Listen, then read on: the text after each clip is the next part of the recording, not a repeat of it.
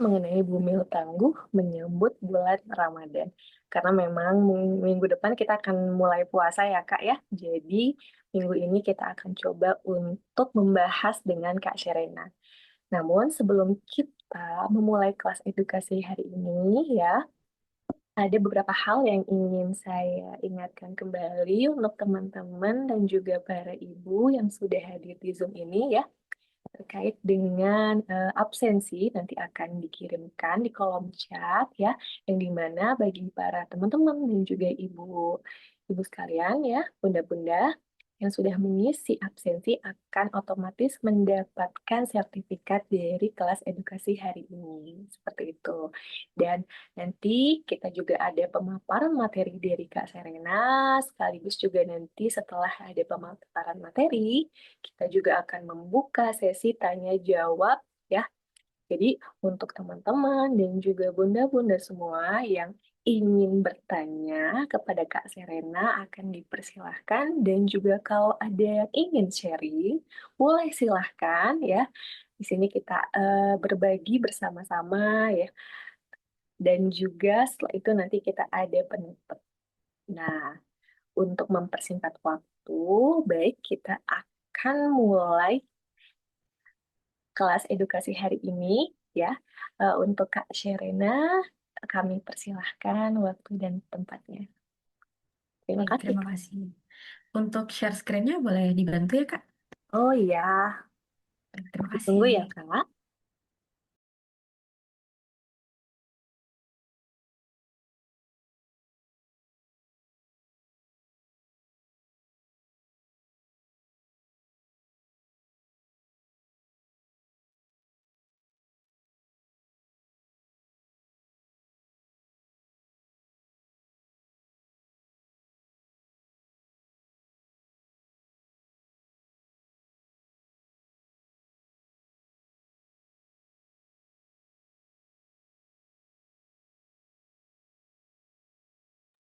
Apakah sudah terlihat, Kak, untuk materinya?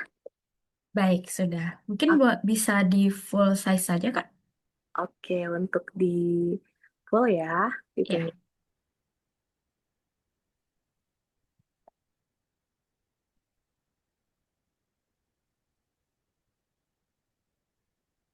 nggak apa-apa. Kayaknya udah ini jadi, Kak.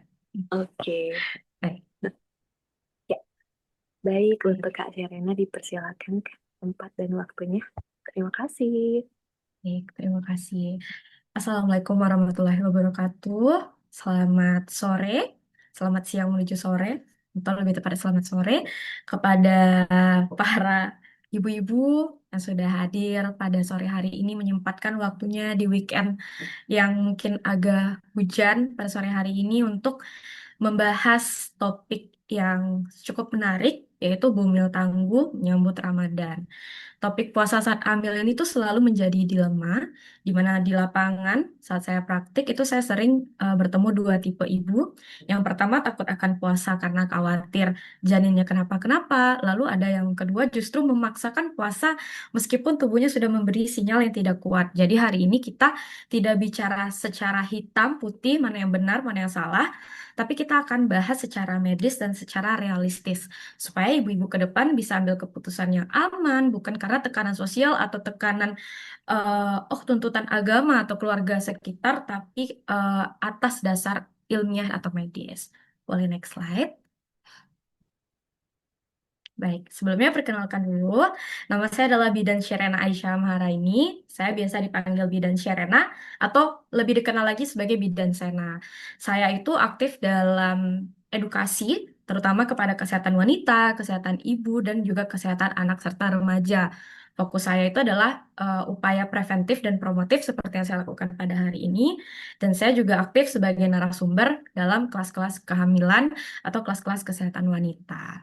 Jadi pengalaman klinis yang pernah saya dapatkan itu mengajarkan bahwa eh, upaya yang paling harus ditekan itu bukan pengobatan atau langkah setelah terjadi sesuatu yang tidak kita inginkan, tapi adalah bagaimana kita mencegahnya terlebih dahulu dengan cara contohnya itu kita mengikuti kelas seperti pada sore hari ini. Boleh next slide. Baik, pertanyaannya adalah bumil itu puasa atau tidak? Secara medis itu tidak ada larangan mutlak seorang wanita dengan kondisi hamil itu boleh berpuasa atau tidak boleh berpuasa. Namun juga tidak ada kewajiban medis untuk yang menganjurkan harus puasa 100%. Jadi jawabannya itu bukan boleh atau tidak boleh, Bun, tapi apakah tubuh kita sebagai seorang ibu yang hamil itu mampu menjalani puasa dengan aman atau tidak. Karena kehamilan itu bukan kondisi biasa dan juga bukan kondisi wanita yang sedang sakit, tapi di mana tubuh seorang wanita yang menjadi ibu ini sedang menopang kehidupan lain, tanggung jawab lain yaitu janinnya. Boleh next slide. Baik, pertama kita bahas dulu perubahan tubuh saat hamil. Saat hamil, tubuh ibu itu butuh energi lebih banyak, metabolismenya meningkat, volume darahnya bertambah, janin butuh nutrisi yang terus-menerus. Banyak yang tidak sadar bahwa pada saat hamil itu kebutuhan energi itu meningkat sekitar 300 sampai 500 kalori per harinya. Di mana volume darah itu juga mengalami peningkatan sampai 40 dan 50%, terutama nanti pada minggu ke 32 sampai 34 minggu kehamilan.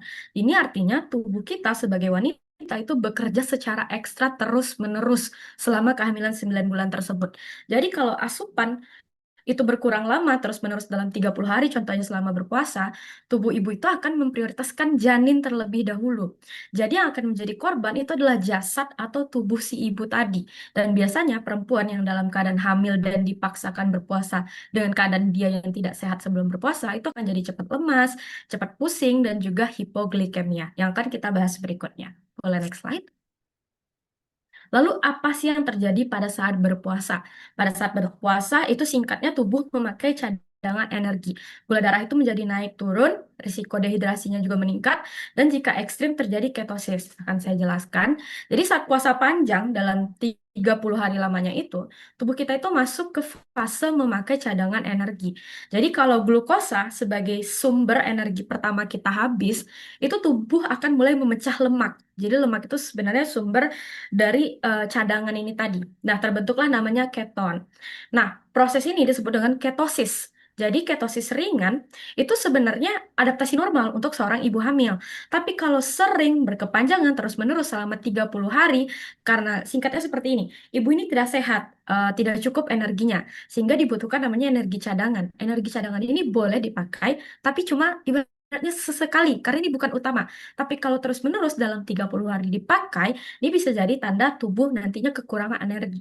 Pada saat ibu hamil, kondisi metabolik yang ekstrim seperti ini tadi, itu tidak ideal. Karena apa? Karena janin ini butuh suplai yang stabil. Butuhnya energi dari yang utama, bukan energi cadangan. Nanti kita akan bahas lebih lanjut berikutnya. Boleh next slide? Fakta ilmiahnya seperti apa sih, Bu Bidan? Penelitian itu menunjukkan bahwa puasa itu bisa aman kalau ibu hamilnya sehat dan tidak selalu berdampak buruk. Maksudnya itu puasa itu tidak selalu berdampak buruk pada janin, tapi catatannya adalah ibunya sehat, nutrisinya cukup, cairannya terpenuhi. Jadi bukan yang berbahaya itu bukan puasanya, tapi kondisi malnutrisi, ibunya dehidrasi yang mungkin akan terjadi pada saat berpuasa, terutama pada ibu-ibu yang nutrisi dan cairannya sudah tidak cukup sejak dia belum berpuasa. Ini yang sering disalahpahami oleh masyarakat, di mana stigma mereka adalah, oh puasa itu buruk, puasa itu nanti bikin janin kecil, janin cacat, ibunya jadi lemes, muntah, segala macam. Bukan. Yang digarisbawahi di sini itu adalah malnutrisi dan kekurangan cairan. Boleh dilanjut? Lalu siapa yang tidak dianjurkan berpuasa? Ingat, ini bukan larangan mutlak, tapi merupakan sebuah langkah proteksi, pencegahan, dan sebagai langkah mitigasi ke depannya.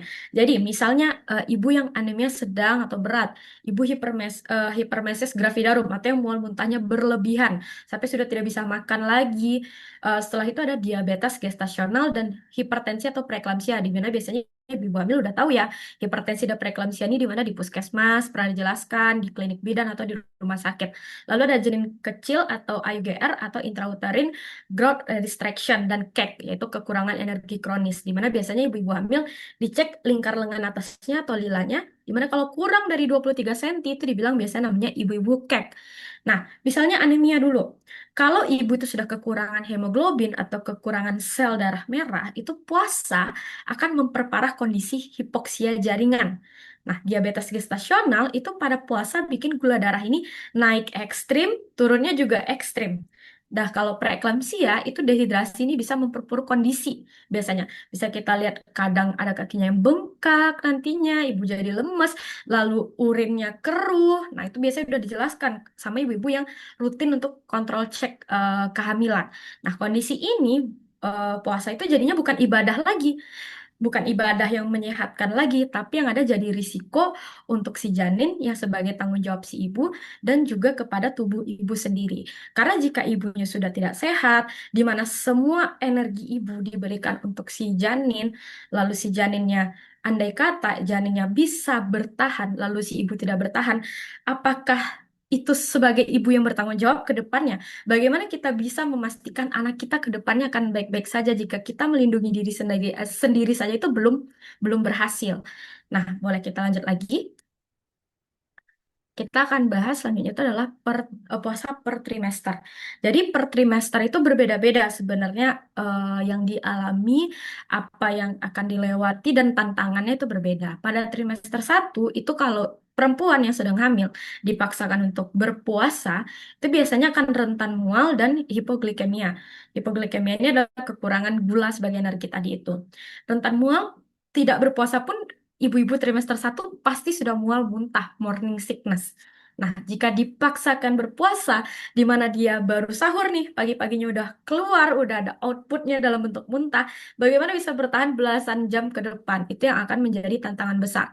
Pada trimester kedua ini biasanya paling stabil dan paling nyaman. Biasanya perempuan-perempuan yang bisa berpuasa dengan tantangan yang lebih sedikit, itu adalah perempuan-perempuan pada trimester kedua secara fisiologis. Namun tetap saja beda ibu beda lagi yang dialami. Lalu trimester 3 itu kebutuhan energi janin lagi tinggi-tingginya. Di mana dehidrasi ini lebih mudah terjadi. Terutama fokus kita pasti ibu sering kalau kontrol itu dibilang apa ibu tambah lagi minumnya biar apa? Biar cairan ketubannya utuh atau banyak. Jadi timing atau trimester ini tadi itu akan berpengaruh. Tidak semua usia kehamilan itu sama, bahkan dia perempuan di usia kehamilannya sama pun tetap bisa mengalami tantangan yang berbeda-beda saat berpuasa. Boleh lanjut? Kita bentar. Checklist siap berpuasa ya. Checklist siap berpuasa. Ini bukan mutlak juga bukan formalnya siapa perempuan yang sedang hamil itu bisa berpuasa. Tapi ini adalah gambaran kira-kira jika sudah memenuhi ini maka bisa nih untuk melakukan puasa. Pertama adalah HB-nya normal. HB normal perempuan hamil itu berapa sih? Kalau secara umum itu adalah minimal 11 gram per desiliter. Tapi pada trimester satu, 2, dan 3 itu beda-beda. Trimester satu itu adalah 11 sampai 13,9 gram per desiliter. Lalu pada trimester 2 itu 10,5 sampai 14,8 gram per desiliter hemoglobinnya.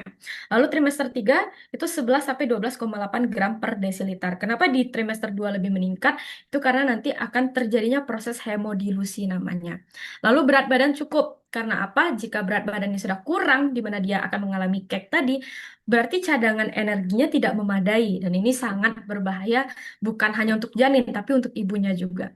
Lalu izin dari tenaga kesehatan. Kenapa ini penting? Karena sebelum ibu memulai mengambil keputusan, oh saya akan berpuasa sebulan full nanti selama Ramadan, sebaiknya kita kontrol dulu mau ke dokter, mau ke bidan boleh. Biar apa? Biar diperiksa dulu, minimal periksa HB, berat badan juga. Karena itu penting sekali dan juga jangan lupa seperti tensinya, dan juga yang lain-lain karena itu penting. Jika tidak melewati proses ini dan mengambil keputusan, oh nggak apa-apa, saya ngerasa kuat aja. Yang ada risikonya seperti saya bilang, risiko utamanya itu bukan si janinnya, tapi ibunya. Ingat, jika ibunya kenapa-kenapa, bagaimana cara kita bertanggung jawab kepada anak kita ke depannya. Lalu, jadi checklist ini bukan berarti ini mutlak, oh saya udah memenuhi ini, saya pasti bisa enggak. Karena ini adalah seperti screening sederhana, kayak checklist sederhana saja. Kira-kira ini bisa nggak ya saya berpuasa atau tidak? Boleh lanjut? Selanjutnya kita akan bahas sahur ideal bumil. Nanti saya juga akan berbagi konten dari pasien saya dulu. Dia bikin tuh konten. gambaran nih sahur ideal bumil. Nah, sebelumnya saya jelasin dulu. Sahur ideal bumil itu harus mengandung apa saja? Karbo kompleks, contohnya itu nasi atau roti atau nasi merah. Lalu protein, lemak sehat, sayur, buah, dan 23 gelas air. Boleh kita lanjut? Saya mau melihatkan dulu contoh menunya.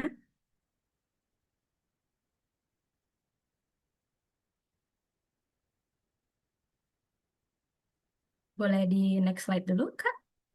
Nah, oke, baik. Ini ada konten dari salah satu pasien saya dulu. Dia bikin nih menu-menu dia selama sebulan berpuasa. Di jam 1.30 itu selesai tahajud, di mana dia bisa makan buah atau bubur kacang hijau. Ditambah jangan lupa adalah air mineral, karena ini penting sekali cairan. Nah, lalu di jam 3.30 yaitu menyiapkan sahur, di mana perempuan ini bebannya cukup banyak ya. Menyiapkan sahurnya tidak hanya untuk diri sendiri dan janin dalam perut, tapi juga untuk suami dan anak yang ada di rumah. Apalagi kalau yang ada keluarga, misalnya orang tua ataupun mertua. Bangun sudah dari jam 3.30, lalu minum susu hamil. Susu hamil ini tidak wajib, tapi hanya pelengkap atau penambah. Lalu makan biskuit. Lalu sahur beratnya itu di jam 4, dia bisa makan lauk, dia memperbanyak protein hewaninya, dan juga nabati atau sayur. Lalu ditambah air mineral, ditambah 500 mili. Lalu jam 4.30 sebelum melakukan sholat subuh, itu meminum vitamin C juga, ada vitamin D juga, lalu ada obat mah jika ini sedang mengalami atau melewati penyakit seperti GERD atau asam lambung. Boleh next slide.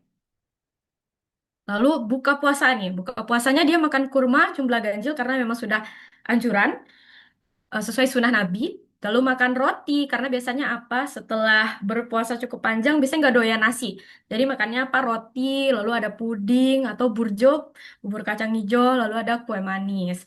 Ingat gulanya jangan berlebihan, goreng-gorengannya jangan berlebihan dan lagi-lagi apa air mineral sangat penting sekali. Lalu jam 8.30 sebelum taraweh ini 8.30 malam maksudnya ya makan besar lagi karena baru di sini nih bisa makan nasi dengan protein tinggi dan juga sayuran wajib. Karena apa? Sayuran ini tidak hanya sebagai serat, tapi juga cairan. Karena cairan dari sumber cairan itu tidak hanya dari air mineral atau air putih saja, tapi juga dari sup, dari buah-buahan, contohnya seperti semangka itu juga cukup tinggi cairannya. Lalu sebelum tidur bisa nyemil tanpa nasi. Karena apa? Kalau karbo terus yang dikasih, yang ada bisa-bisa over karbo, bisa overweight dan itu juga tidak baik untuk ibu dan juga si janin. Lalu air mineral dan juga vitamin hamil jika memang sangat dibutuhkan. Lalu makanan yang mengandung karbohidrat apa saja sih? Ini ada roti gandum, ada buah pisang, lalu kentang, nasi dan juga pasta. Biasanya banyak ibu-ibu hamil itu pasien saya itu tidak doyan nasi. Jadi dia akan mencari pilihan lain seperti kayak roti, juga bisa dari kentang, bisa juga dari pasta. Lalu makanan yang mengandung protein apa saja? Ada daging ayam, terutama di bagian dada itu sangat tinggi sekali proteinnya. Lalu ikan, lele, alpukat, telur, kacang-kacangan, tahu dan juga tempe. Makanan yang mengandung kalsium itu bisa dari olahan susu sapi seperti yogurt, bisa keju juga, lalu ada brokoli dan kedelai. Boleh lanjut. Nah, kalau yang mengandung asam folat penting sekali untuk ibu hamil. Jangan pernah malas-malasan kalau diberi tablet asam folat. Karena apa? Karena ini tanggung jawabnya bukan hanya kepada darah si ibu, tapi juga untuk si janin, di mana dia akan menjadi bayi, anak, remaja, dan ke depannya. Di mana utamanya adalah asam folat dan juga tablet tambah darah. Di mana ini bisa juga didapat alamiah itu dari sayuran hijau, seperti brokoli, asparagus, bayam, lalu hati ayam, alpukat, dan juga jeruk. Jadi kebutuhan bumil itu bahkan dijelaskan di sini trimester 1, 2, dan 3 itu berbeda-beda. Sekali lagi, trimester itu menjadi acuan kita. Karena saya trimester 1 bisa kok makannya cuma segini, trimester 2 kok nggak bisa. Memang tidak bisa, karena kebutuhannya akan selalu berbeda-beda. Jadi bahkan ibu di trimester yang sama dengan usia kehamilan yang sama, beda ibu, beda kondisi, beda lagi kebutuhannya. Nanti saya akan lebih jelaskan lagi. Boleh next slide? Baik, kita akan bahas dulu manajemen cairan. Mohon maaf sebelumnya saya ada typo salah ketik di sana. Bukan 22,5 ya, tapi 2,5 liter. Di sini ada polanya bisa ditiru, yaitu 2 gelas saat berbuka, lalu 4 gelas malam, ini biasa sebelum tidur, tapi jangan terlalu mendekati tidur yang ada nanti ngompol ibunya. Lalu 2 gelas saat sahur. Nah, cairan itu minimalnya adalah 2,1 liter untuk ibu hamil. Biasanya 2,1 sampai 2,5 dan ini totalnya adalah 8 sampai 10 gelas air dalam sehari. Trimester satu itu dengan 2 dan 3 itu berbeda lagi kebutuhannya. Trimester satu itu biasanya 2 liter. Biasanya bisa lebih dari 2 liter karena apa? Karena akan mengalami morning sickness, yaitu mual muntah di pagi hari. Jadi jika sudah mengalami mual muntah, lebih baik minumnya dibanyakin biar cairannya nggak berkurang. Untuk TM2 atau trimester 2 sampai 3 itu meningkat drastis kebutuhan cairan. Untuk apa? Untuk menyokong kebutuhan cairan untuk si cairan ketuban tadi. Dan seperti saya bilang, cairan itu tidak hanya dari air putih saja. Karena banyak ibu hamil sudah bilang, aduh saya udah enek banget bubit, ini minumnya air putih terus. Padahal cairan itu tuh tidak hanya dari air putih yang diminum, bisa kita dapat dari apa? Makan sup, itu bisa menyokong kebutuhan cairan tubuh. Dan juga makan buah. Biasanya ibu-ibu hamil ini doyan nih kalau makan semangka dan itu tidak apa-apa. Gulanya tidak terlalu tinggi, cairannya tapi mantap untuk ibu hamil. Dan itu biasanya menyokong. Biasanya saya itu menyarankan juga, tapi ingat lagi berat badan ibunya juga harus menjadi acuan. Jika ibu berat badannya sudah berlebih, jangan dikasih semangka terus-terusan juga itu gulanya cukup tinggi. Jadi lihat dulu kondisi ibu hamilnya. Saya tuh biasanya suka menyarankan makan semangka. Karena apa? Karena semangka ini biasanya ibu-ibu yang sudah enak minum air putih terus-menerus disuruh biar ketubannya cukup cairannya itu kita suruh makan semangka. Selain manis itu juga bermanfaat sekali untuk kebutuhan cairan. Ya, boleh next slide. Kapan kita harus batal puasa? Ini adalah tanda batal puasa. Yang pertama itu adalah segera batalkan jika pusing berat. Lalu gerakan janin berkurang, muntah terus, urin warnanya kuning pekat mendekati coklat, lalu adanya kontraksi. Gerakan janin yang berkurang itu udah red flag alias bendera merah, tanda merah udah disuruh stop. Karena janin bergerak itu adalah tanda kita mengetahui bahwa oh janin kita lagi sejahtera atau tidak gitu. Kalau ibu pusing berat dan juga atau kontraksi itu artinya tubuh sudah tidak toleran. Itu sudah alarm terakhir untuk ibu dan harus segera berhenti puasa. Dan di titik ini membatalkan puasa itu adalah keputusan medis yang sangat tepat. Karena apa? Karena sebelum saya membahas tentang teori hari ini, saya juga pelajari dulu bahwa ternyata saya menemukan pelabuhan terakhir atau titik terakhirnya adalah berpuasa itu diberikan keringanan dalam agama Islam oleh Allah untuk ibu hamil atau wanita yang sedang dalam kondisi hamil itu dianjurkan atau diperbolehkan tidak berpuasa. Karena apa? Karena itu bentuk tanggung jawabnya terhadap janinnya atau anaknya dan terhadap diri dia sendiri dan juga keluarganya nanti.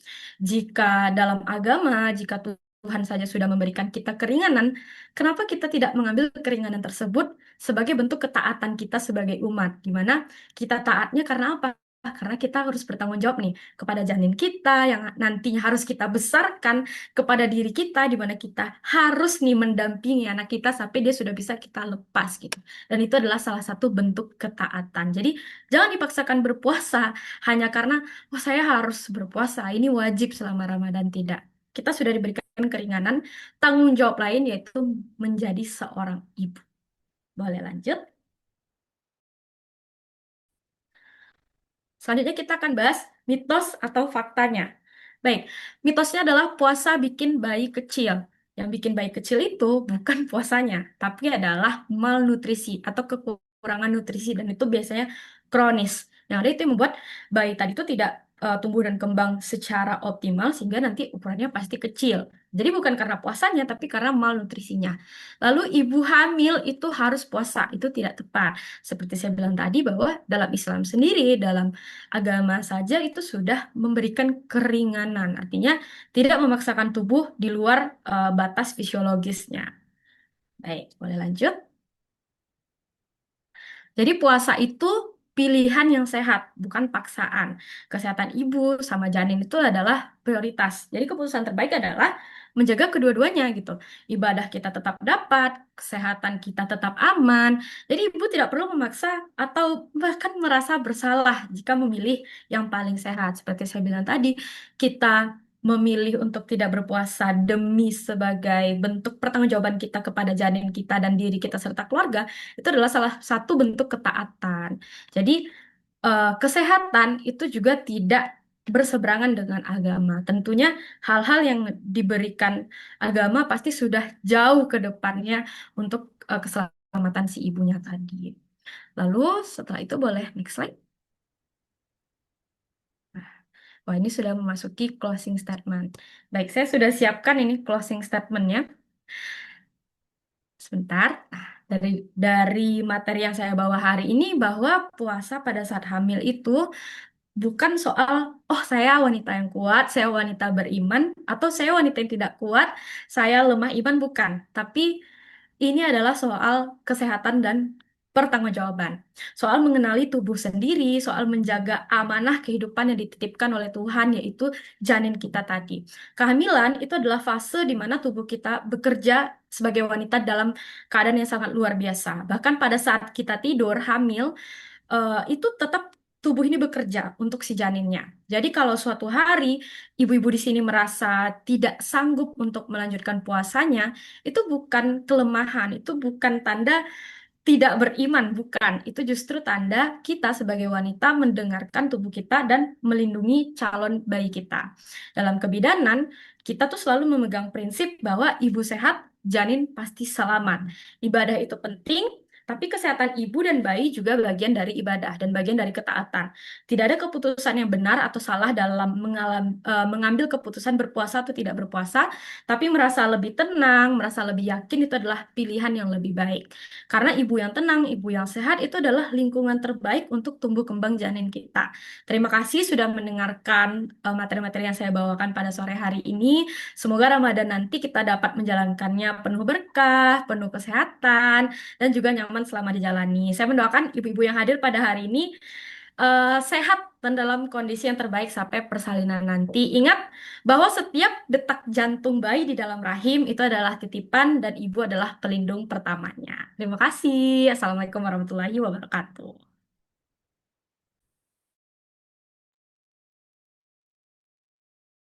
Assalamualaikum warahmatullahi wabarakatuh.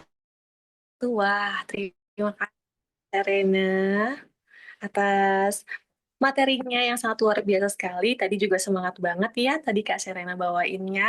Jadi bikin kita melek untuk materi hari ini ya,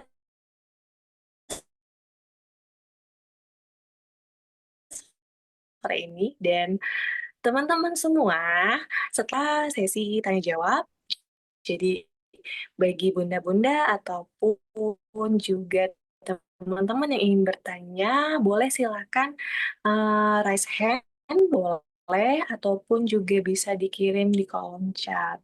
Silahkan teman-teman semua. Sepertinya sudah ada ya Kak yang bertanya. Sebentar. Ini ada yang bertanya dari Kak Marta Henderina Monas.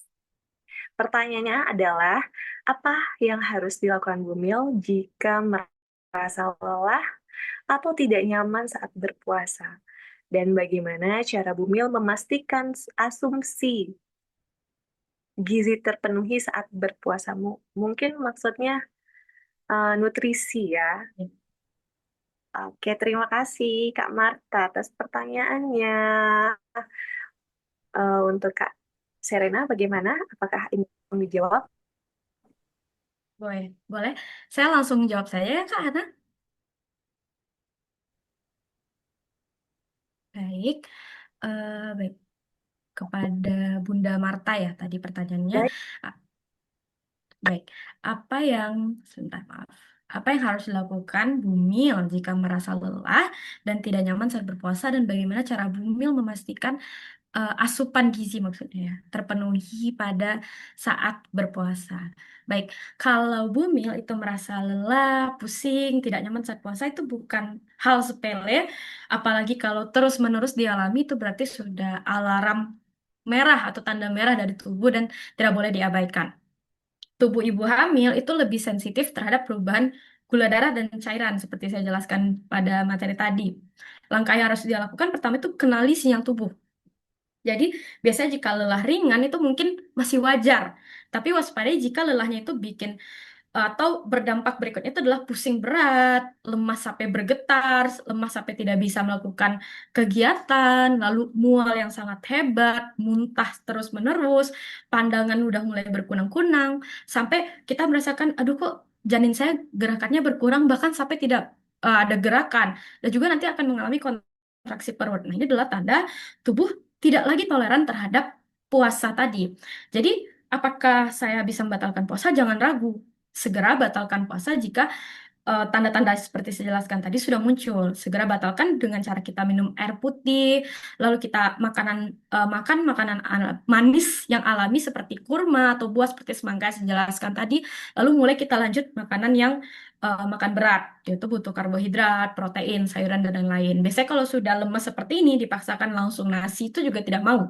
Biasanya kita perlahan dulu, batalkan dengan air putih, lalu kita makan kurma atau makan semangka atau makan pisang. Setelah itu boleh istirahat mungkin 30 menit, lalu langsung diberikan asupan makanan berat tadi. Lalu istirahatkan tubuh.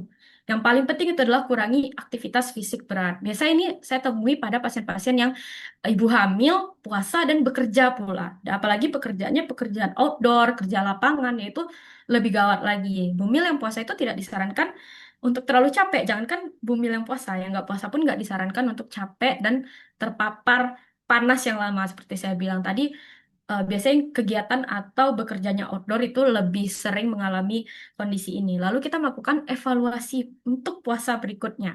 Kalau keluhan tadi sering muncul, coba kita kunjungi bidan atau dokter, objin. Itu coba kita minta nih evaluasinya dari puasa yang sudah kita lakukan sebelumnya di mana mengalami hal tadi. Coba puasanya diselang-seling. Coba lagi kalau tetap mau puasa. Di mana misalnya hari ini saya berpuasa, besoknya nggak puasa, besok lagi puasa, besok lagi nggak. Tapi balik lagi seperti saya jelaskan sebelumnya bahwa puasa selama kehamilan itu tidak diwajibkan, bahkan sudah diberi keringanan. Namun jika tetap dari dokter, oh boleh nih selang-seling, lebih baik dilakukan selang-seling tadi. Lalu konsultasikan, konsultasi HB dan konsultasi kondisi kehamilan. Biasanya tuh acuan utamanya adalah HB dan berat badan tuh. Kalau HB atau hemoglobin, sel darah merah kita tadi cukup di atas 11, itu biasa sama dokter atau bidan diperbolehkan untuk melakukan puasa lagi berikutnya. Lalu jangan memaksakan untuk puasa penuh 30 hari. Karena apa? Balik lagi, ibu hamil sudah diberikan keringanan. Tidak apa-apa kita mengambil keringanan tersebut sebagai bentuk tanggung jawab kita dan ketaatan kita. Karena apa? Kita bertanggung jawab ini kepada dua nih. Selain pada Tuhan maksudnya ya, kita tuh bertanggung jawabnya ada dua. Kita bertanggung jawab kepada diri sendiri dan kepada calon bayi kita tadi. Lalu bagaimana cara Bumil memastikan bahwa asupan gizinya terpenuhi saat berpuasa? Kunci utamanya adalah masalah puasa pada Bumil ini biasanya bikin bukan puasanya tadi, seperti yang saya jelaskan pada materi tadi, tapi adalah gizi yang tidak terpenuhi, lalu bisa terjadi malnutrisi dan kekurangan cairan. Prinsip utamanya adalah kualitas itu lebih diprioritaskan daripada kuantitas. Jadi bukan makan banyak, tapi selama sahur dan berbuka itu makan yang tepat. Contohnya seperti yang saya jelaskan tadi, ada konten yang menjelaskan bahwa ini nih pilihan-pilihan yang bisa dimakan sama ibu hamil pada saat sahur dan berbuka. Sahur ideal sama bumil itu seperti saya jelaskan ada karbohidrat kompleksnya, bisa bisa diganti mungkin nasi merah itu lebih bagus lagi, atau oatmeal, roti gandum, atau memang jika ingin nasi putih juga boleh nasi putih. Lalu protein itu wajib selama sahur dan berbuka.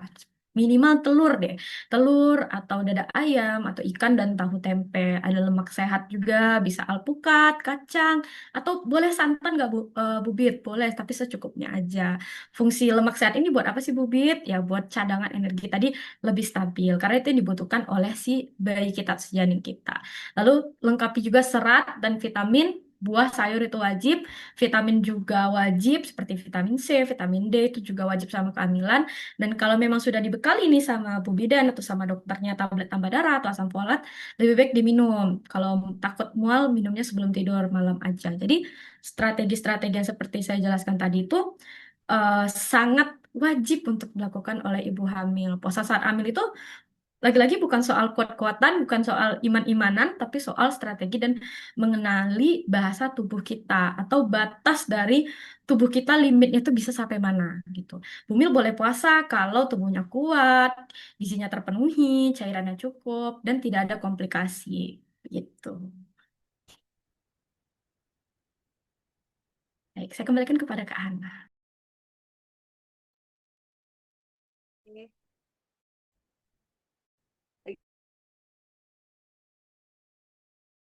Iya, Kak. Untuk Kak Marta, apakah sudah jelas? Wah, memang oke. Terima kasih atas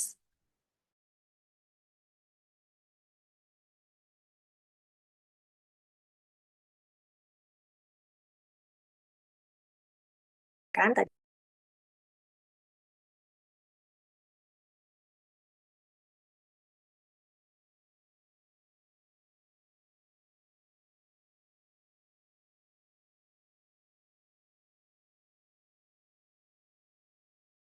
puasa.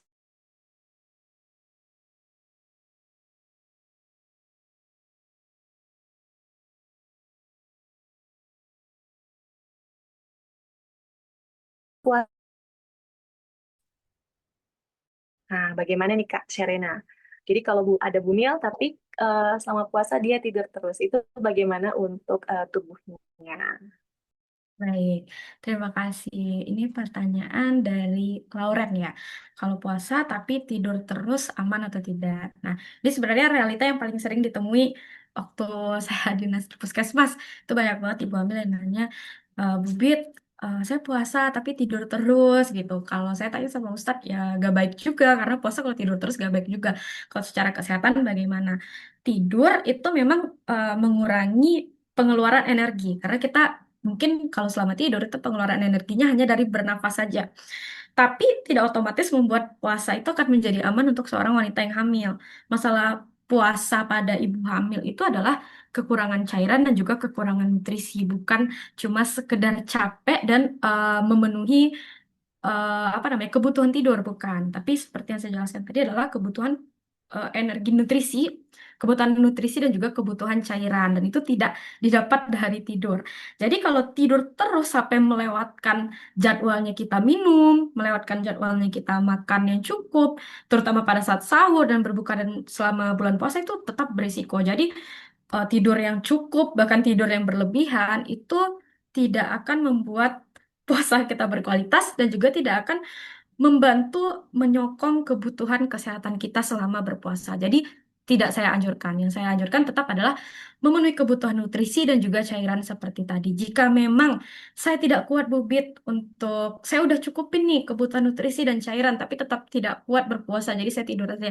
Lebih baik kita tidak saya ikut berpuasa. Seperti tadi balik lagi bahwa ini tidak dianjurkan untuk ibu hamil dan juga sudah diberikan keringanan. Seperti itu.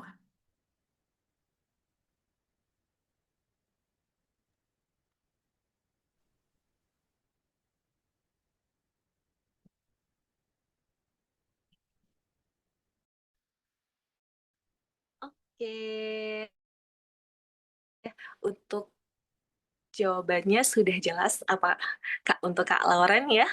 Jadi memang tadi Kak Serena sudah menjelaskan kalau ibu hamil baiknya tidak dianjurkan selalu untuk tidur ya, karena memang perlu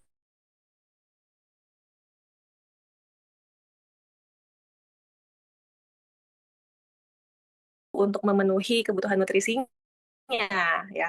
Dan sebelum puasa pun juga harus dipastikan apakah bumil tersebut sudah sanggup. Terima kasih Kak Serena dan juga Kak Lauren atas pertanyaannya dan juga Kak Serena tadi sudah menjawab ya. Kita ada lagi nih pertanyaan dari Kak Sarni. Apa manfaat di saat bulan Ramadan? Mungkin Baik, terima kasih untuk pertanyaannya dari Kak Sarni Antonia. Saya izin jawab. Apa sih manfaat puasa bagi ibu hamil di bulan Ramadan?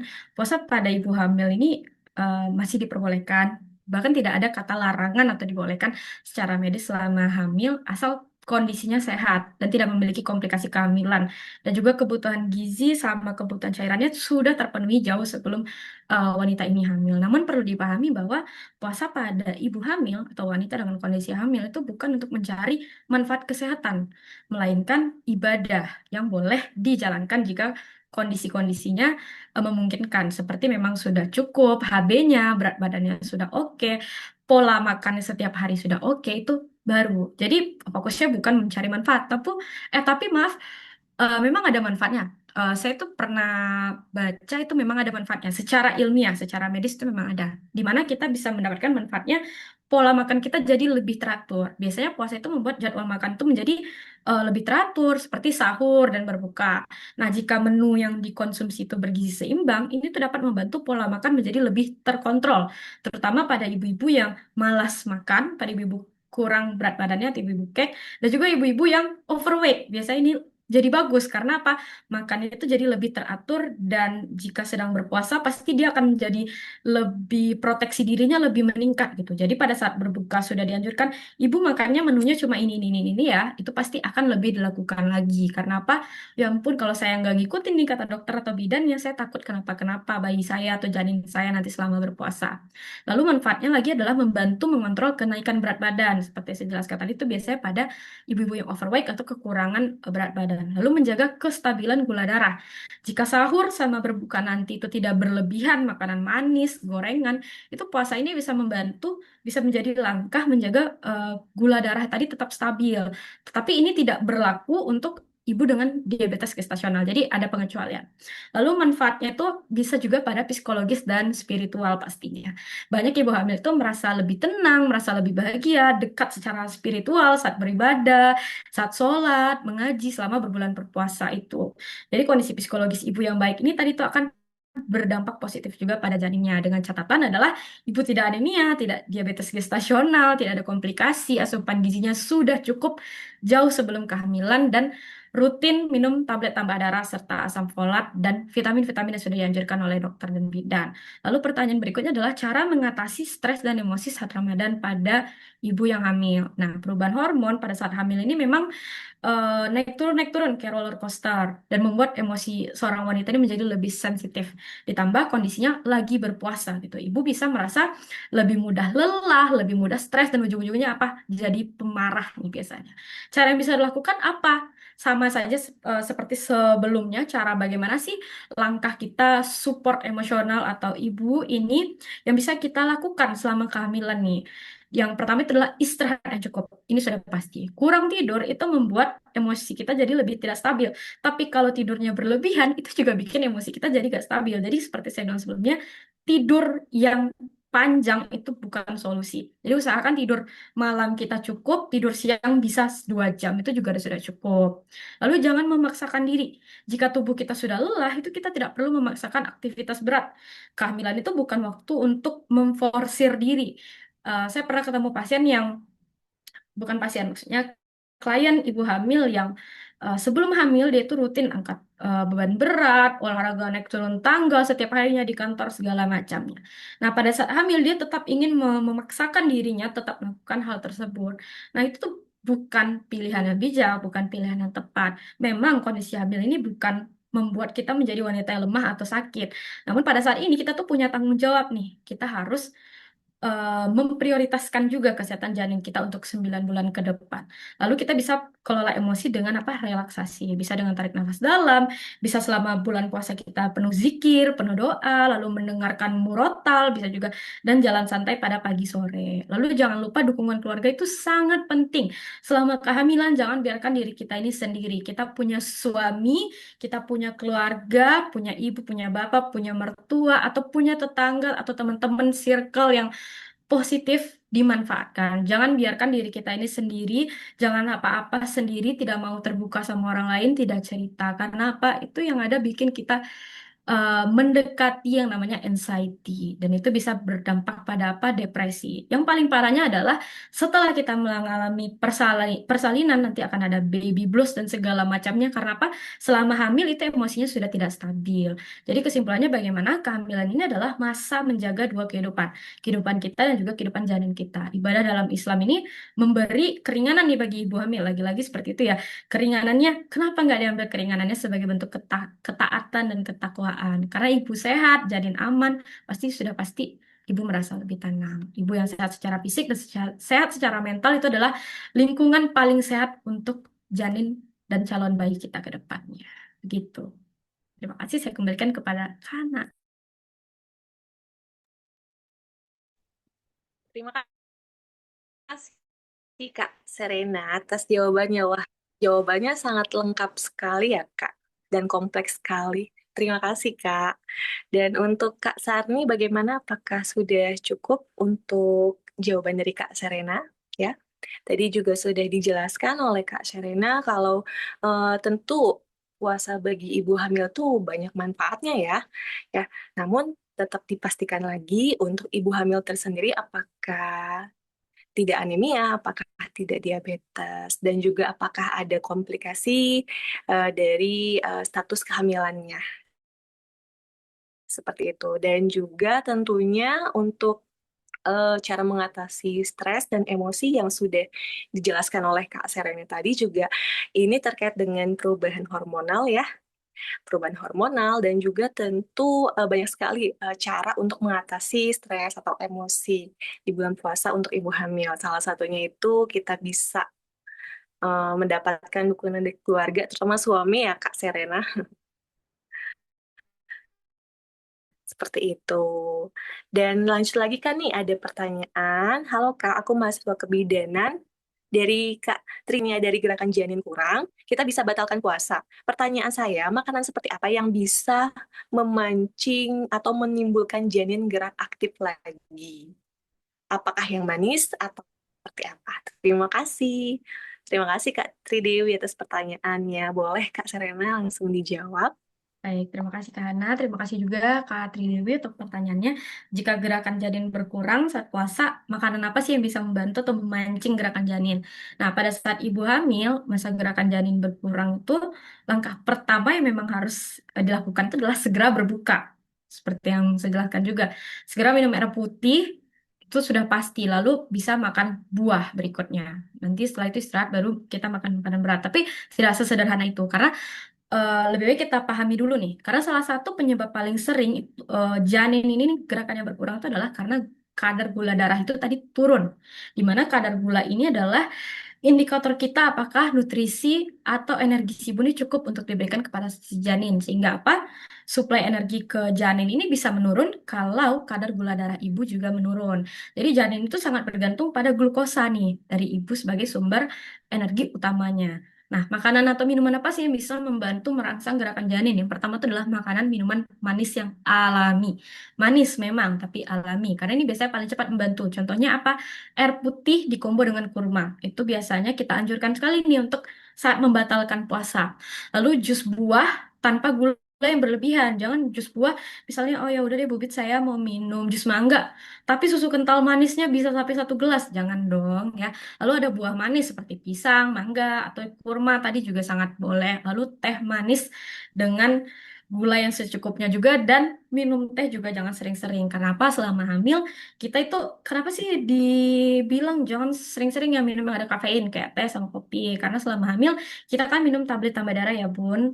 Minum tablet tambah darah ini tidak bisa dikombo dengan kafein itu teh atau kopi yang mana nanti penyerapan zat besinya tidak akan maksimal atau sia-sia dan cuma jadi feses saja dan itu adalah langkah yang tidak bijak. Lalu kita bisa makan makanan sumber karbohidrat. Jadi saat membatalkan puasa kita bisa minum air putih dulu ditambah kurma atau ditambah semangka atau pisang itu boleh. Setelah itu baru kita istirahatkan dulu mual muntah atau pusingnya, baru kita makan makanan sumber karbohidrat seperti nasi, roti, kentang atau oatmeal karena karbohidrat ini memberikan energi yang lebih stabil dan juga tahan lama untuk tubuh kita dan juga nanti untuk si janin. Lalu kita bisa minum air putih sebagai cairan yang cukup. Kadang gerakan janin ini berkurang karena ibunya dehidrasi. Jangan ibu yang berpuasa ya, ibu yang tidak berpuasa saja itu kalau minumnya nggak sampai 10 gelas per hari itu udah pasti janinnya jadi malas gerak. Karena apa? Energinya nggak cukup. Dimana janin ini jadi kayak lemes gitu loh. Karena apa?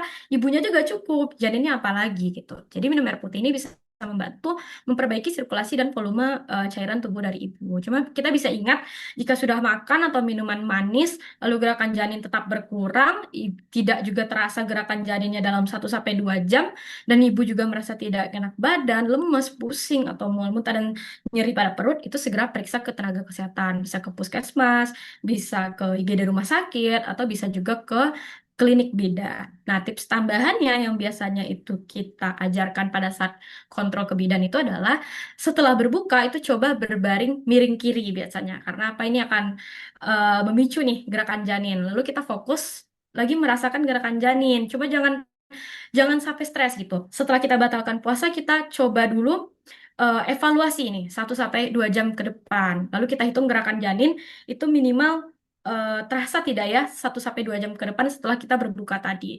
Karena posisi miring kiri, terus kita fokus merasakan gerakan janin dengan emosi yang stabil, itu membantu aliran darah ke rahim ke untuk si janin itu lebih optimal. Nah, jadi kesimpulannya adalah dari pertanyaan ini, yang manis alami itu paling cepat membantu. Memang iya, yang manis tapi harus alami. Lalu lanjutkan dengan makanan yang bergizi, dengan karbohidrat berat tadi seperti nasi, kentang, atau oatmeal. Lalu kita minum yang cukup minimal 8 sampai 10 gelas per hari, lebih tentu boleh. Lalu pantau gerakan janin setelahnya. Jika tetap berkurang, jangan tunggu apa-apa lagi. Jangan bilang, oh mungkin janinnya tidur ya. Tidak. Kalau lebih dari 1 sampai 2 jam, segera cek ke fasilitas kesehatan. Begitu. Saya kembalikan kepada Kak Hana.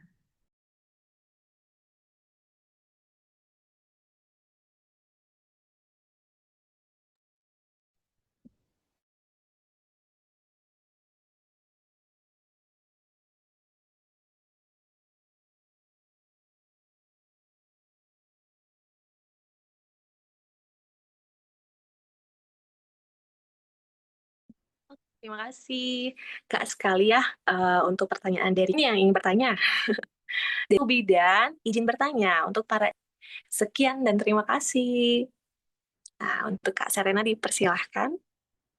Baik, terima kasih kembali Kak Hana. Pertanyaan dari Kak Ananda Septi Rahmawati. Baik, berapa kali untuk ibu hamil itu berapa kali sih perlu cek HB atau hemoglobinnya? Nah, pemeriksaan HB atau hemoglobin pada ibu hamil itu tujuannya kan untuk mendeteksi anemia sedini mungkin nih, karena anemia kan bisa berdampak pada ibu, janin, dan ke depannya. Bahkan jika anemia ini tidak teratasi saat wanita ini hamil dan dibawa oleh si janin, itu yang ada nanti risiko stunting. Anak yang lahir stunting itu juga akan mengalami anemia, dan saat dia hamil juga dia akan mengalami anemia saat kehamilan, dan anaknya jadi stunting. Itu adalah lingkaran setan yang tidak akan ada putusnya. Jadi memang pemeriksaan HB ini adalah pemeriksaan yang sangat penting, deteksi dini anemia. Namun pertanyaan adalah berapa kali kita sebagai wanita hamil, ibu hamil itu perlu cek HB? Secara umum itu minimal dilakukan 2 kali selama kehamilan minimalnya. Yaitu pada trimester 1 di awal kehamilan, ini biasanya saat kunjungan ANC pertama, saat pertama kali mendapatkan buku pink. Itu untuk mengetahui kondisi kadar hemoglobin ibu sejak awal. Lalu pada trimester 3 nantinya itu sekitar usia 28 sampai 32 minggu untuk memastikan ibu tidak mengalami anemia menjelang persalinan. Namun dalam praktik kebidanan nih, cek HB itu bisa lebih sering jika kita itu ibu hamilnya memiliki riwayat anemia sebelum hamil atau pada kehamilan sebelumnya. Nah, HB sebelumnya atau saat pertama kali cek itu rendah, biasanya di bawah 11. Lalu ibu tampak pucat, lemas, konjungtivanya yang di bawah mata ini juga pucat, dan ibu sering pusing nih. Lalu kehamilan dengan risiko tinggi atau RISTI. Biasanya ini pada apa? Hamil kembar contohnya. Lalu jarak kehamilan dekat. Bisa jarak kehamilan itu sekarang kan orang-orang pada bilang apa? Minimal 2 tahun deh. Nah, saya tuh sering menemukan pasien-pasien atau klien-klien ibu hamil yang gak genap 1 tahun pun sudah hamil lagi. Nah, ini biasanya menjadi kehamilan berisiko tinggi. Jadi biasanya akan ada pemeriksaan HB lebih lanjut lagi. Lalu pada ibu-ibu yang asupan zat besinya kurang. Jadi kalau ibu-ibu ditanya nih sama bidan atau sama dokter, ibu hari-hari itu pola makannya seperti apa? Itu jangan sungkan. Jawab aja sejujur-jujurnya, karena apa? Itu dokter atau bidan itu akan menganalisis nih, apakah ibu membutuhkan pemeriksaan HB eh, tiap berapa bulan atau tiap berapa minggu. Karena apa? Karena dari makanan kita itu untuk mengetahui apakah zat besi kita ini cukup. Zat besi tadi adalah faktor utama untuk pembentukan sel darah merah atau hemoglobin tadi. Nah, biasanya pada ibu-ibu yang pola makannya zat besinya tidak cukup, HB-nya rendah, itu akan diberikan tablet tambah darah sebanyak berapa? 90 butir untuk 90 hari. Nah, CKB itu penting, seperti saya jelaskan sebelumnya, itu adalah untuk mengatasi deteksi dini anemia, di mana ibunya biasanya mudah lelah, pusing, lemes, dan agar apa tidak ada nanti generasi stunting. Dan bisa ada juga generasi BBLR, yaitu berat badan lahir rendah. Terus bisa juga prematur. Ibu yang mengalami anemia itu akan meningkatkan risiko prematur atau kurang bulan. Nah, untuk HB itu secara umum memang harus lebih dari 11 gram per desiliter. Namun kembali lagi nih, ada beberapa wanita kondisi khusus yang bisa HB-nya harus lebih balah dari 11 gram per desiliter. Jadi kalau memang secara umum seperti saya jelaskan tadi adalah biasanya itu 2 kali saja. Itu trimester 1 pada awal pertama kali kita mendapatkan buku pink dan juga pada trimester 3 nanti di mana 28 sampai 32 minggu. Karena apa? Selain anemia tadi ada namanya hemodilusi selama kita kehamilan. Hemodilusi ini adalah pengenceran darah nih. Ini memang normal, ini bukan penyakit, ini fase normal yang akan dijalani seorang wanita yang hamil. Nah, di mana akan darahnya itu mengalami pengenceran dan HB-nya atau sel darah merah tadi akan menurun. Sehingga akan dilakukan apa? Dilakukan pemeriksaan HB. Terima kasih. Terima kasih, Kak, atas jawabannya. Wah, lengkap sekali nih ya, seperti biasa. Dan Kak, ini ada pertanyaan terakhir dari Kak Ananda. Ananda tadi. Ya, pertanyaannya semisal, tri semester kedua cek HB dan hasilnya 10. Itu untuk mengejar HB-nya, apakah perlu minum obat tablet tambah darah lebih dari 1 kali dalam sehari atau bagaimana ya Bu Bidan? Baik, Baik. baik, terima kasih Kak Nanda. Bagus sekali pertanyaannya. Berarti ini sangat mempersiapkan diri sekali untuk kehamilan, di mana bentuk tanggung jawabnya sangat besar sekali. Nah, semisal trimester 2 cek hemoglobin dan hasilnya itu 10, tapi untuk mengejar HB-nya, apakah perlu minum obat TTD atau tablet tambah darahnya itu lebih dari 1 kali dalam sehari. Nah, HB 10 gram per desiliter pada ibu hamil ini termasuk anemia ringan ini. Artinya apa? HB-nya sudah di bawah normal, itu di bawah 11 gram per desiliter. Tapi masih bisa dikejar dengan terapi yang tepat. Apakah perlu saya minum tablet tambah darah itu lebih dari 1 kali, Bu Bidan? Bisa iya, bisa juga tidak. Tapi tergantung kembali lagi pada kondisi ibu. Standar umumnya itu adalah pada program kesehatan ibu hamil itu biasanya diberikan hanya 1 tablet per hari. Di mana biasanya kandungan itu adalah kurang lebih 60 miligram zat besi dan asam folat di biasanya pada 1 tablet. Nah, pada anemia ringan, pada tadi contoh kasusnya adalah HB-nya sekitar 10 gram per desiliter, itu seringkali bidan akan menyarankan memang 2 tablet per hari, diminum waktu berbeda, misalnya satu di pagi hari, satu lagi di malam hari. Dua-duanya itu adalah sebelum makan. Tujuannya untuk mempercepat nih peningkatan HB, karena trimester 2 mendekati trimester 3, takutnya pada saat proses hemodilusi yang saya jelaskan tadi, pengenceran darah itu, takutnya anemianya jadi bukan ringan lagi, tapi sedang ke berat. Nah, ini sebaiknya dianjurkan oleh bidan atau dokter yang sudah memeriksa nih HB kita. Nah, kenapa tidak langsung minum banyak aja nih? Kenapa nggak langsung 2 dari awal gitu? Atau bisa minum 3? Karena zat besi dosis tinggi itu bisa bikin mual. Minum 1 tablet aja itu bisa lebih mual, bisa konstipasi. Konstipasi itu adalah BAB-nya keras. Karena apa? Zat besi tadi tuh biasanya bikin BAB kita lebih hitam dan juga lebih keras dan juga bisa bikin nyeri lambung. Nah, cara minumnya adalah sebelum makan. Kalau untuk yang minum 2 kali sehari nih untuk mengejar target hemoglobin ini tadi, itu bisa minum dua, yaitu pada pagi dan malam hari dan semuanya itu adalah sebelum makan. Minimal kalau mau makan itu adalah jaraknya adalah 2 jam. Nah, kalau misalnya saya mau tetap minumnya 1 tablet tambah darah aja, Bu Bidan gimana? Bisa juga, tapi asupan zat besinya disokong dengan apa? Dengan makanan dan juga vitamin C. Karena apa? Vitamin C ini adalah vitamin yang jodohnya tablet tambah darah atau zat besi. Dan biasanya tuh penyerapannya jadi maksimal banget nih. Bahkan beberapa pasien yang saya temui, itu dia nggak kuat nih minum 1 tablet tambah darah aja udah mual muntah nauzubillah gitu ya. Apalagi kalau saya sarankan 2 tablet tambah darah, yang ada pasien saya berakhir di IGD nih muntah-muntah. Nah, saya sarankannya apa? Dia itu rutin makan bayam dan makan makanan yang penuh dan kaya akan zat besi seperti brokoli juga seperti saya jelaskan pada materi tadi. Dan pada saat minum tablet tambah darah itu konsumsi juga vitamin C. Biar apa? Biar penyerapan zat besi itu sangat maksimal. Kadang kita tuh sudah memberikan 1 tablet tambah darah per hari itu bisa kok menyukupi si kebutuhan hemoglobin, pembentukan hemoglobin tadi. Cuma beberapa ibu hamil itu konsumsinya tidak tepat. Ada yang minum pagi hari, terus setelah itu langsung sarapan. Nah, itu nggak benar.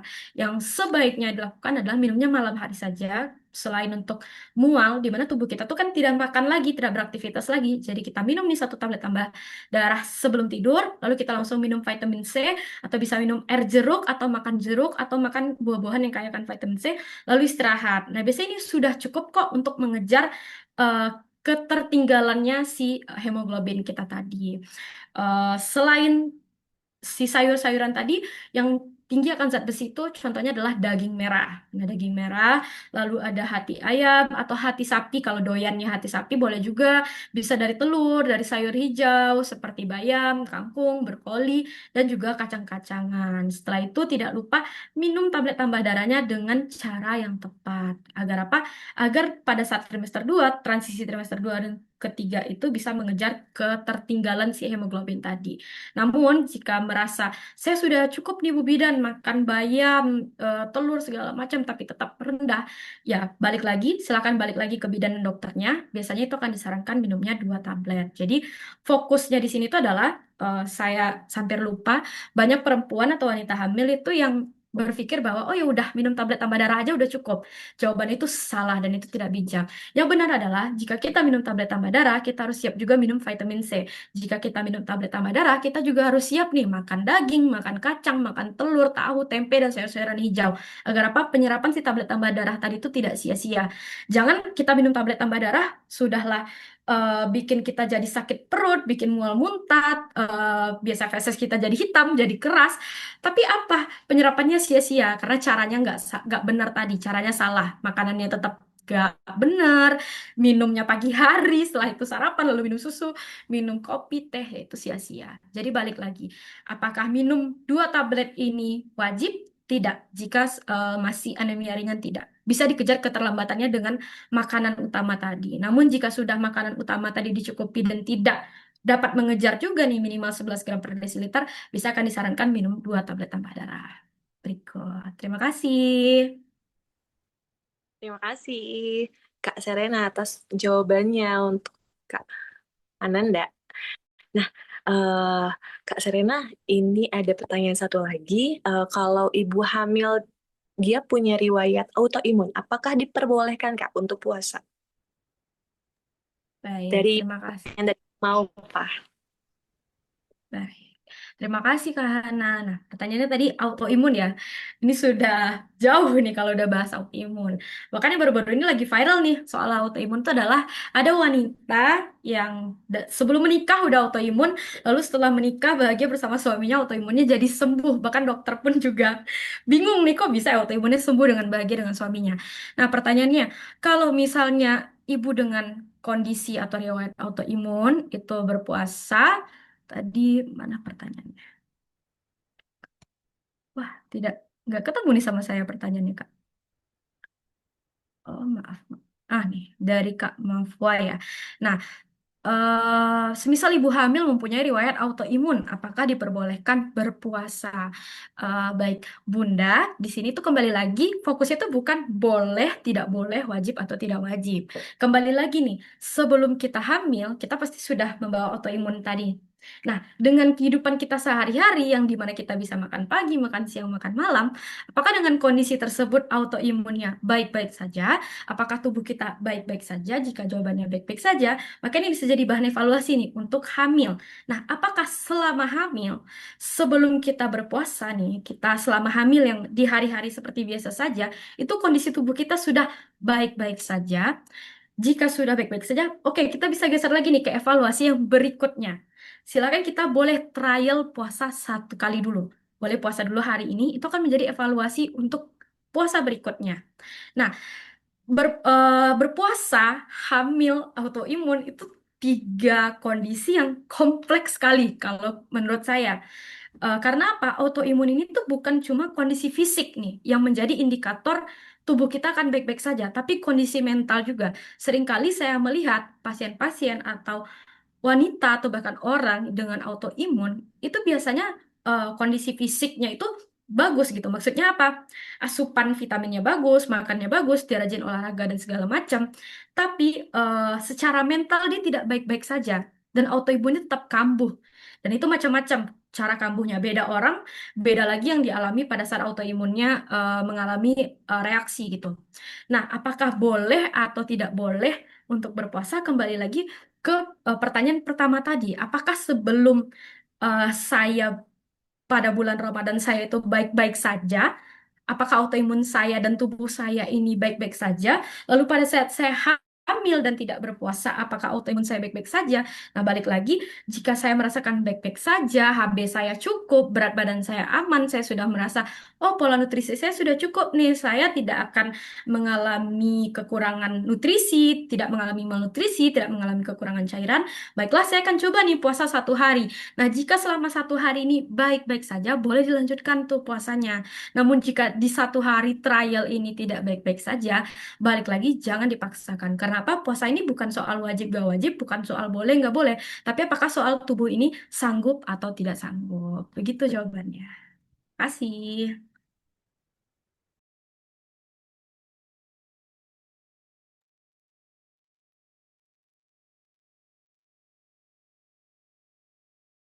Terima kasih Kak Serena atas jawaban untuk pertanyaan terakhir tadi dari Kak Maka ya. Alhamdulillah ya Kak Serena, ternyata hari ini banyak sekali antusias dari pertanyaannya teman-teman sekalian ya, karena mereka ternyata menyimak dengan baik materi dari Kak Serena.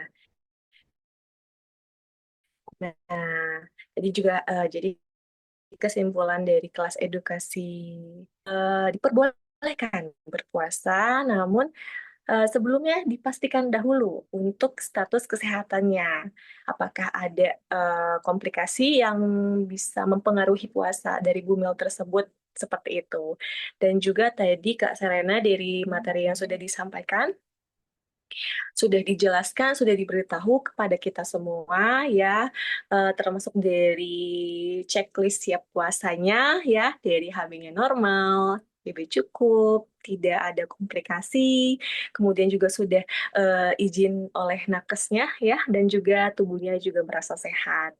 Gitu juga tadi sudah dijelaskan bagaimana sih sahur ideal ya untuk para bumil, dan juga menu-menu atau semacam contoh rekomendasi yang bisa diterapkan ya oleh para ibu hamil selama berpuasa. Wah, hari ini materinya seru sekali ya karena memang sangat relate sekali karena kita akan menjelang bulan suci Ramadan di mana para ibu hamil juga pasti mereka bertanya-tanya nih Kak Serena, dan Alhamdulillah hari ini kita sudah kedatangan Kak Serena untuk mengisi kelas kita dengan tema yang berkaitan sekali seperti itu. Dan terima kasih Kak Serena karena memang waktunya sudah menunjukkan pukul 5 sore ya. Kami dari tim Langkah Ibu ingin mengucapkan banyak terima kasih atas waktu dan juga kesempatannya dari Kak Serena ya, karena sudah berbagi ilmu hari ini kepada kita semua yang sudah hadir di Zoom ini ya. Dan juga terima kasih juga karena sudah bersedia menjawab pertanyaan dari para bunda dan juga teman-teman sekalian ya. Alhamdulillah atas ilmu yang bermanfaat bisa digunakan dan bisa menjadi informasi yang positif bagi teman-teman semua dan juga para ibu hamil seperti itu. Dan mohon maaf untuk para teman-teman dan juga bunda-bunda jika kami masih banyak kekurangan ya, baik dari tutur kata, sikap, dan perbuatan kami selama Zoom berlangsung. Terima kasih atas segala perhatiannya dan kesempatannya juga untuk para teman-teman dan bunda-bunda yang sudah hadir di kelas edukasi hari ini. Sampai bertemu kita di kelas edukasi minggu depan yang tentunya juga dengan tema yang seru ya. Dan sebelum kita tutup dan akhiri kelas edukasi hari ini, boleh kita foto bersama dulu dengan Kak Serena sebagai kenang-kenangan? Ya, jadi teman-teman semua boleh kita langsung nih buka kameranya ya, tunjukkan pesona kalian, oke? Ya, nanti boleh diminta oleh Kak Admin dari Bidan Membantu ya, untuk bisa screenshot. Wah, bermanfaat sekali. Untuk bisa screenshot kelas edukasi hari ini. Bagaimana Kak? Sudah siapkah? Oke, dengan Kak Flasika ya, nanti akan screenshotnya.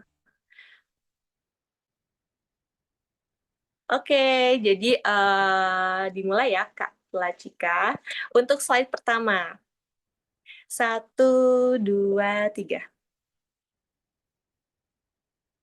Oke, wah Bu Lasma Lasmaida senyumnya indah sekali, Bu. Manis banget ya, Bu, senyumnya. Dan juga slide keduanya, selanjutnya, boleh, silahkan. Oke, sip.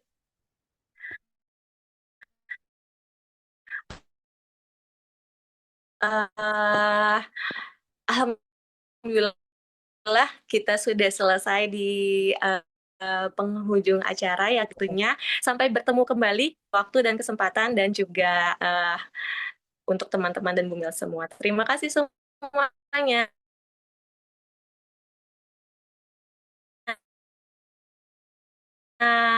Assalamualaikum warahmatullahi wabarakatuh. Boleh silakan Lip. Baik, terima kasih. Saya izin live ya. Terima kasih Bunda-Bunda. Semoga sehat selalu. Assalamualaikum. Terima kasih Kak, sehat selalu. Sampai bertemu.